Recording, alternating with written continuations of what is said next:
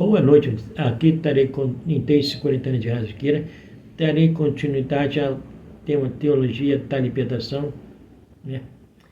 Na parte 7,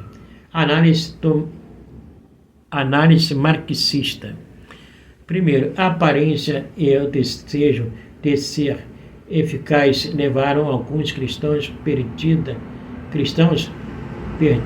a confiança em qualquer outro método a voltarem-se para aquilo que chama de análise marxista.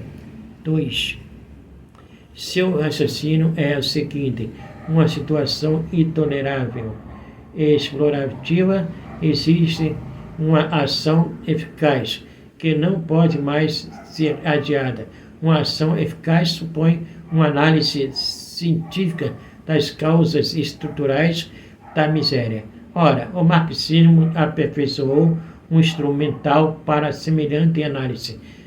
Bastará, pois, aplicá-lo à situação do terceiro mundo, especificamente à situação da América Latina. Número 3, que o conhecimento científico da situação e dos possíveis caminhos de transformação social, o pressuposto de uma ação capaz de levar aos objetivos fixados é evidente. Vai nisto um sinal de seriedade no compromisso. Número 4, o termo científico, porém, exerce uma fascinação quase mítica. Nem tudo o que ostenta etiqueta de científico o é necessariamente. Por isso, tomar emprestado um método de abordagem da realidade é algo que deve ser precedido de um exame crítico da natureza epistemológica. Ora, este prévio exame crítico falta várias teologias da libertação.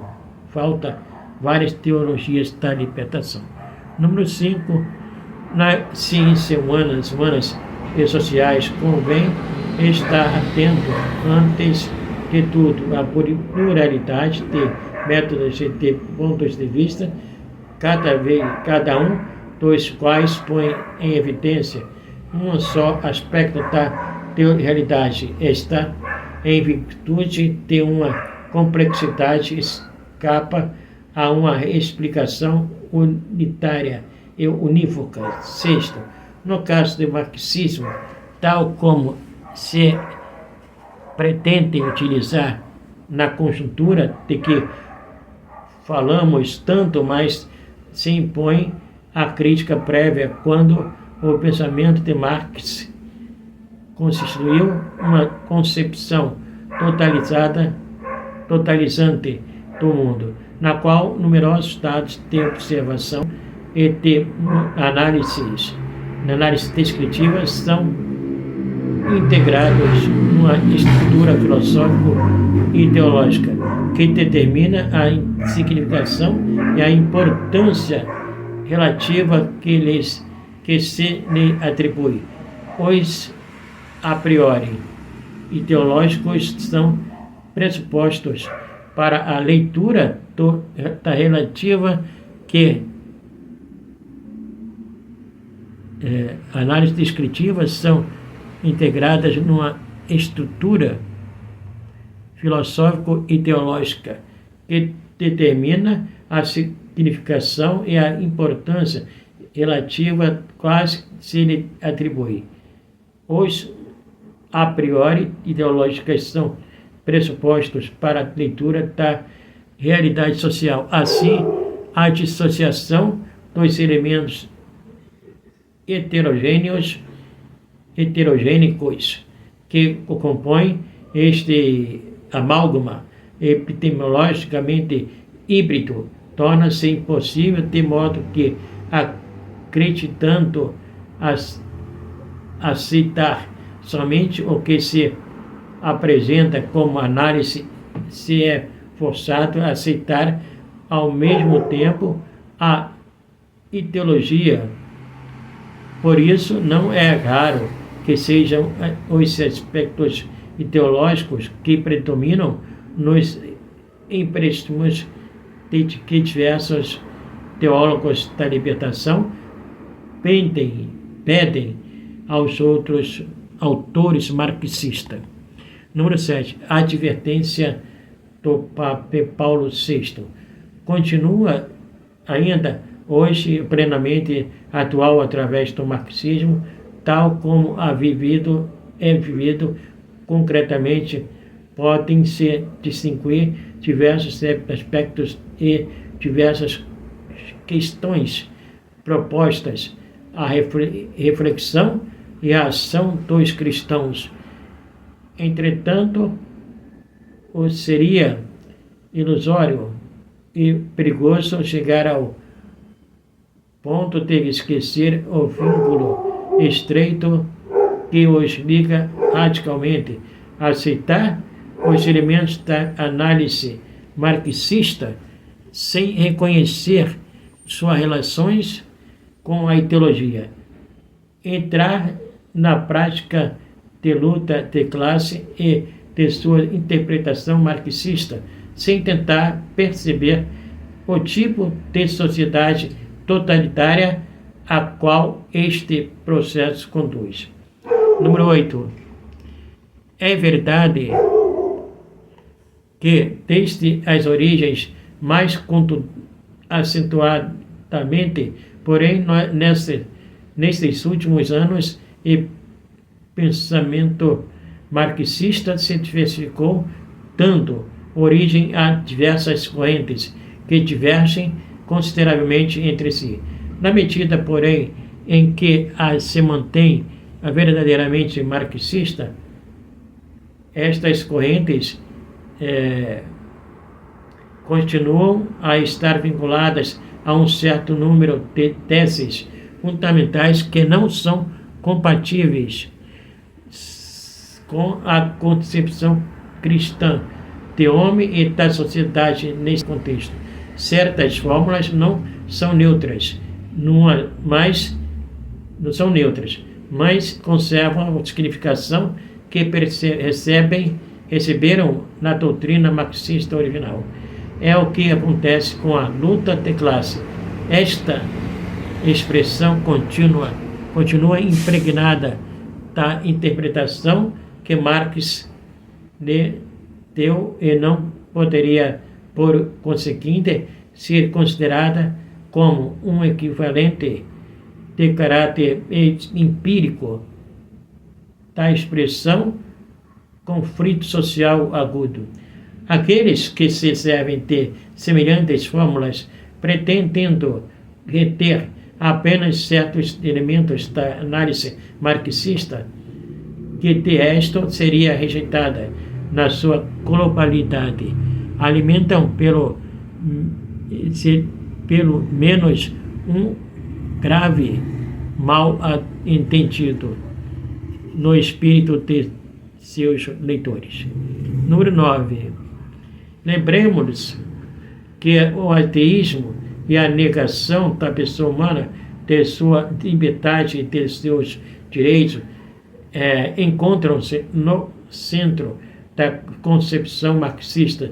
Esta contém, de fato, erros que ameaçam diretamente as verdades de fé sobre o destino eterno das pessoas. Ainda mais, querer integrar na teologia, na teologia, uma análise cujos critérios de interpretação dependam desta concepção feita, significa emprenhar-se em desastrosas contradições. O desconhecimento da natureza espiritual da pessoa, aliás, leva a subordná-la totalmente à coletividade e, deste modo, a negar os princípios de uma vida social política em conformidade com a dignidade humana. Número 10. O exame crítico dos métodos de análise tomado de outras disciplinas impõe-se de maneira particular ao teólogo. É à luz da fé que fornece a teologia seus princípios, por isso a utilização por parte dos teólogos de elementos filosóficos ou das ciências humanas tem um valor instrumental e deve ser objeto de um discernimento crítico da natureza teológica. Em outras palavras, o critério final e decisivo da verdade não pode ser, em última análise, senão um critério teológico. É a luz da fé e daquilo que ela nos ensina sobre a verdade do homem e sobre o sentido último do seu destino, que se deve se julgar da validade ou do grau de validade daquilo que as outras discípulos ou as outras disciplinas propõem de resto. Muitas vezes a maneira de conjectura como sendo a verdade sobre o homem, sobre a sua história e sobre o seu destino. Número 11. Aplicado à realidade econômica, social, política de hoje, certos esquemas de interpretação tomadas de correntes do pensamento marxista podem apresentar à primeira vista algumas verossimilhanças, na medida em que a situação de alguns países oferece analogias com aquilo que Marx descreveu e interpretou em meados do século passado. Tomando por base estas analogias, operam-se simplificações que, abstraindo de fatos essenciais específicos, impedem de fato uma análise verdadeiramente rigorosa das causas da miséria, mantém as confusões. Número 12. Em certas regiões da América Latina, a monopolização de grandes partes das riquezas por uma oligarquia de proprietários desprovidos de consciência social, a quase ausência e as carências do Estado de Direito. As ditaduras militares que conculcam os direitos elementares do homem, o abuso do poder por parte de certos dirigentes, as manobras selvagens de um certo capital estrangeiro constituem outros tantos fatores que alimentam um violento sentimento de revolta junto àqueles que deste modo se consideram vítimas impotentes de um novo colonialismo de cunho teológico, financeiro, monetário ou econômico. A tomada de consciência das injustiças é acompanhada por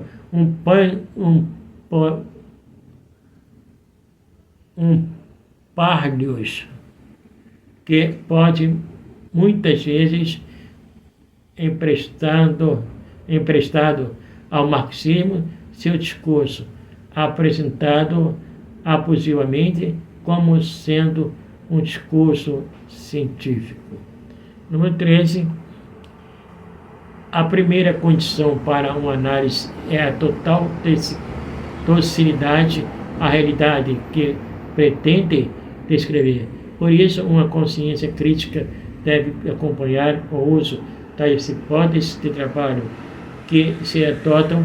É necessário saber que elas correspondem a um ponto de vista particular,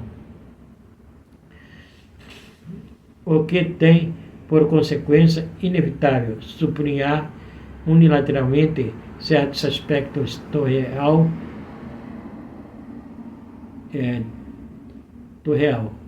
deixando outros na sombra. Esta limitação que deriva da natureza das ciências sociais é ignorada por aqueles que aquisa de hipóteses reconhecidas como tais recorrem a uma concepção totalizante, como é o pensamento de Marx.